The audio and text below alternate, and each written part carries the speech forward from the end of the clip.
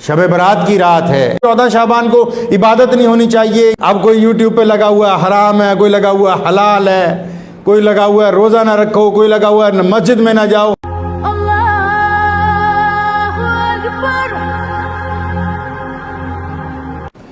نبی اکرم صلی اللہ تعالی وسلم کی متعدد احادیث ہیں شب برات کے متعلق۔ مجھے اکثر ایک صاحب کا شعر یاد آ جاتا ہے، وہ کہتا ہے عقید منجمد اپنی جگہ پر، مطلب جو عقیدہ ہے نا وہ تو اپنی جگہ کھڑا ہوا ہے، مطلب منجمد جم گیا ہے۔ عقید منجمد اپنی جگہ پر اماموں کی قبائیں لڑ رہی ہیں۔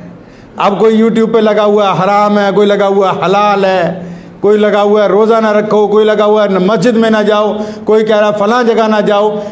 عبادت کی جو روح محمد الرسول اللہ نے عطا کی ہے، احادیث میں جتنی بات آ گئی، آپ اس مثبت بات کو قوم کو کیوں نہیں بتا رہے ہیں؟ کیا اختلاف سے بچ کے کوئی راستہ اسلام نے اللہ اور اس کے رسول تک جانے کا نہیں دیا؟ ایک مسجد ہے پوری دنیا کی سب سے بڑی مسجد جس کو بیت اللہ کہتے ہیں، اس میں شیعہ جاتے، سنی جاتے، بریلوی، انصاری، قریشی، پٹھان، اہل حدیث، اور وہ تمام کے تمام اپنے اپنے طریقہ کار کے مطابق نماز ادا کرتے ہیں۔ ان کی ہو رہی ہے اور آپ کی ہو نہیں رہی ہے ایک مسجد میں۔ جتنے عقائد ہیں پوری دنیا میں مسلمانوں کے درمیان، اب وہ چاہے نیت یہاں پر باندھ لے، چاہے یہاں پر باندھ لے، چاہے وہ رفع دین کرے یا نہ کرے، یہ تمام کی تمام محمد الرسول اللہ کی سنتیں ہیں۔ تو ایک دوسرا بندہ اگر کسی اور سنت کی ادائیگی کر رہا ہے اور آپ اس سنت کی ادائیگی کو وجہ بنا کر اپنے بھائی کی دشمنی کر رہے ہیں، تو پھر آپ کوئی اعلیٰ ترین مسلمان نہیں بن گئے ہیں۔ دل میں اتنی جگہ ہونی چاہیے کہ اپنے دوسرے مسلمان بھائی کو آپ مسجد کے اندر اس کے امام کے مطابق نماز پڑھنے کو جا سکتے ہیں۔ ٹھیک ہے، آپ کو آپ کے عقیدے سے کوئی نہیں ہلا رہا، آپ جس امام کی اقتداء کر رہے ہیں کرتے رہیے، لیکن اگر کوئی دوسرا آدمی اپنے امام کی اقتداء کے مطابق اپنے مسائل کے مطابق نماز پڑھ رہا ہے، تو آپ میں اتنی بھی اب اخلاقیات نہیں باقی بچی کہ آپ لکھ کے لگائیں گے کہ فلاں آدمی اندر داخل ہوگا کہ فلاں آدمی نہیں داخل ہوگا۔ شب برات کی رات ہے یار، اتنی بات تو حدیث پڑھ کے دل سے پوچھ لیا کرو نا، کیا جائز ہے کیا ناجائز ہے۔ دل اگر یہ کہتا ہے کہ شب برات کو پٹاخے بجانے چاہیے، پوچھو نا اس دل سے۔ اگر یہ کہتا ہے نہیں یہ ہمارا رواج نہیں ہے تو مت بجاؤ۔ اگر دل یہ کہتا ہے سج دھج کے سڑکوں پہ ساری رات گزارنی اچھا نہیں لگتا، یہ آوارہ گردی ہے، تو پھر مت پھرو سڑکوں پہ، رات کو عبادت کر لو۔ اس میں فتوے کی تو کوئی ضرورت نہیں ہے۔ بندے کا سب سے بڑا مفتی اس کا دل ہے، تو یہ تو ہمیں اپنے دل کے پاس ہی سب سے بڑا مفتی رکھا ہوا ہے۔ اللہ کریم نے ہمارے دل میں ہی رکھی ہے بات، تو اپنے دل کو کیوں نہیں پوچھتے بار بار کہ یہ کام صحیح ہے کہ نہیں ہے؟ حضور صلی اللہ علیہ وسلم کیا ایسا کر سکتے ہیں؟ نعوذ باللہ کیا اس دور میں ایسا ہوا ہوگا؟ جو باتیں تمہارا دل گواہی دیتا کہ یہ نہیں جچ رہی، یہ دوسروں کی قوم سے مشابہت رکھتی ہیں، تو ان باتوں کو چھوڑ دیں بس۔ بعض اوقات صرف اپنے فتوے دینے کی وجہ سے کوئی صاحب کہہ رہا ہے جی 14 شعبان کو عبادت نہیں ہونی چاہیے، یہ نہیں ہونا چاہیے۔ محمد رسول اللہ صلی اللہ علیہ وسلم نے بذات خود اس رات کو اللہ تبارک و تعالیٰ کی عبادت کی ہے۔ اب کوئی بندہ کتنی کرتا ہے کتنی نہیں کرتا یہ اس کا معاملہ ہے، لیکن یہ تو سمجھیے نا کہ اللہ نے بہانے بنائے، شب قدر کو، شب برات کو، رمضان مبارک کو، اللہ کریم نے آپ کو بہانے بنائے ہیں کہ بھئی اس بہانے میرا بندہ آ کے اپنی مغفرت کروا لے، اس بہانے بندہ اپنی مغفرت کروا لے۔ اب اگر کوئی بندہ 14 شعبان کی رات کو ہی سویا رہے یا لیلۃ القدر کی رات کو رمضان مبارک میں تلاش ہی نہ کرے، تو پھر یہ تو اتنا تو ہم مانتے ہیں کہ اس نے ایک اچھا موقع کھو دیا، اس نے ایک وقت اس کی زندگی میں بہترین آیا وہ ضائع کر دیا ہے۔ تو ایسے وقت کو ضائع کرنے کی بجائے کیا بہتر نہ ہو کہ وہ اطمینان قلب کے ساتھ سکون سے جا کے مسجد کے اندر عبادت کرے؟ بہت بہترین کپڑے پہننے کی بجائے یہ بہتر نہیں ہے کہ ان کپڑوں کے پیسے کسی ایسے غریب کو دے دے جس کے پاس تن دھرنے کے لیے کپڑا نہیں ہے؟ بریانی کی بڑی بڑی دیگیں بنانے کی بجائے اگر کسی ایک غریب کو 10,000 روپے دے دو اور کسی ایک غریب کو پورے بکرے کے صدقے کے پیسے دو، اس کے گھر کا پورے مہینے کا راشن نہ چل جائے؟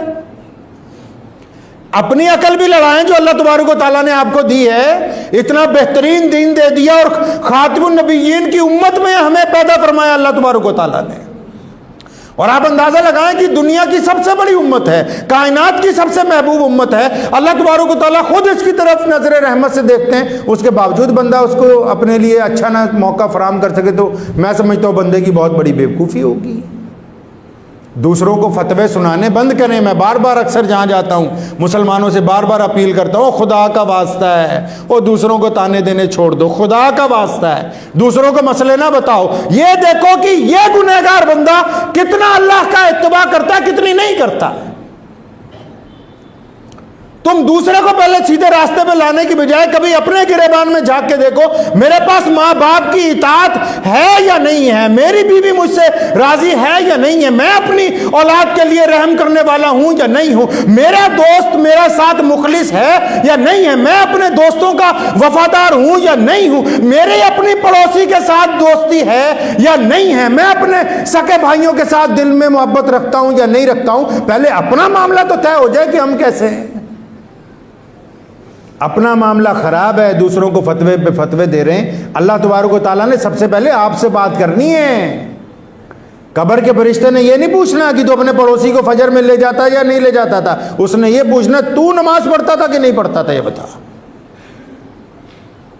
پہلا سوال آپ سے ہوگا۔ اور بھائی بے انتہا لوگ ایسے ہیں، لوگوں کو ڈرانے میں لگے ہوئے ہیں کہ یہ نہیں کرو گے یہ ہو جائے گا، یہ نہیں کرو گے وہ ہو جائے گا۔ شریعت نے اس جز کا خاتمہ کیا ہے کائنات میں۔ کائنات میں تھا کیا محمد رسول اللہ صلی اللہ علیہ وسلم سے پہلے، سوائے لوگوں کے ڈرانے کے اور کام کیا ہوا ہے دنیا میں؟ اور آج بھی جن کی آزاداری ہے، آج بھی کائنات میں جو بڑی بڑی پاوریں ہیں، وہ لوگوں کو اپنے مزاج کے مطابق چلانا چاہتی ہیں۔ تو کیا ہم بھی ویسے ہی بن جائیں؟ نہیں، ہمیں محمد رسول اللہ صلی اللہ علیہ وسلم نے بہترین اخلاق کی تعلیم دی ہے، بہترین اخلاق کی تعلیم دی ہے۔ یہ حضور اکرم صلی اللہ علیہ وسلم ہی تو ہیں جنہوں نے ڈرنے کا کوئی درس امت کو نہیں دیا ہے۔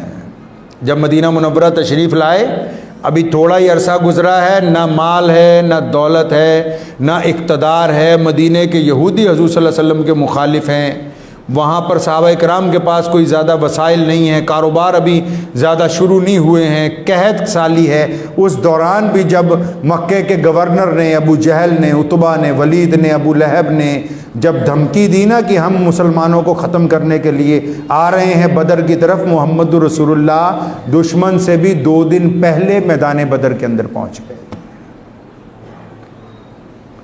پوری کائنات کو درس دیا ہے کہ انسان انسانوں کو ڈرائے نہیں، انسان انسانوں کو خوف زدہ نہ کریں۔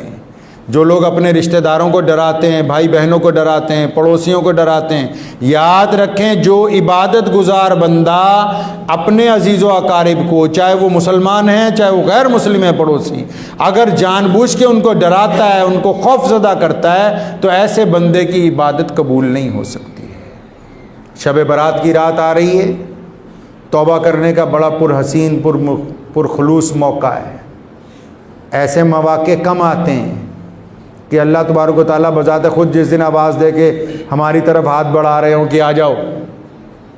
اکثر ہم لوگ، میں جلسوں میں جاتا ہوں تو مغفرت کی، اپنی اور اپنے ساتھیوں کی مغفرت کی دعائیں منگواتا ہوں۔ ایک صاحب مجھے کہنے لگے کہ یہ کیا بات ہوئی، آپ یہی کہنے لگ پاتے ہیں اللہ ہماری جتنے لوگ یہاں بیٹھے ہم سب کی مغفرت فرما۔ میں کہا مرنے کے بعد پتہ نہیں کوئی مغفرت کی دعا کرے نہ کرے، جب اللہ نے تمہیں ہمت دی ہے تم تو کر لو اپنے لیے، خود تو بذات خود اپنے لیے کچھ کیجیے۔ گھر والے جن کے لیے آپ ٹھگی مارتے ہیں نا، سنو اطمینان سے آخری بات، جن گھر والوں کو خوش کرنے کے لیے ہم ساری زندگی دولت کماتے ہیں اور بے انتہا ایسے کام کر جاتے ہیں جو شریعت کے خلاف ہوتے ہیں یا ہمارے ضمیر کے خلاف ہوتے ہیں، جس دن جان نکلتی ہے نا تو بچے کہتے ہیں ابا جی کا جنازہ جلدی اٹھا لو، جو رشتہ دار دور رہ گیا کوئی بات نہیں، قبر پہ فاتحہ پڑھایا گا جا کے۔ جنا لی تو پاپ کمایا کتھے نے تیرے کر دے۔ میاں بخش رحمۃ اللہ علیہ کہا کرتے تھے کہ جن کے لیے تو نے پاپ کمایا وہ کہاں ہیں؟ وہ تو نہیں پوچھتے اب، وہ تو تمہارے اترے ہوئے کپڑوں کو بھی اپنے گھر میں رکھنے کے لیے تیار نہیں کہ یہ بھی دے دو کسی کو۔ تو خود اپنے لیے بھی اللہ کو راضی کر لیں، کریں گے جی انشاءاللہ تعالی۔ اور اللہ کو راضی کرنے کے پہلے اطمینان سے اس دل کو دھو لیں۔ اگر اس دل میں کسی کی برائی ہے، اگر اس دل کے اندر دوسرے کے لیے کینہ ہے، بغض ہے، عداوتیں ہیں، اور ایسے پلان بنا رکھے ہیں کہ فلاں کی بیٹی سے زنا کروں گا، فلاں کی لڑکی کو پھنسا لوں گا، فلاں کے ساتھ ٹھگی مار کے اتنے پیسے کما لوں گا، فلاں کو بے عزت کر سکتا ہوں میں، فلاں کا میں نقصان کر دوں گا۔ یہ تمام کوڑا کرکٹ لے کے اگر اس کوڑے کرکٹ کے ساتھ آپ مسجد میں آ کے سجدہ کریں گے تو وہ سجدہ آپ کے منہ پہ مار دیا جائے گا، قبول نہیں ہوگا۔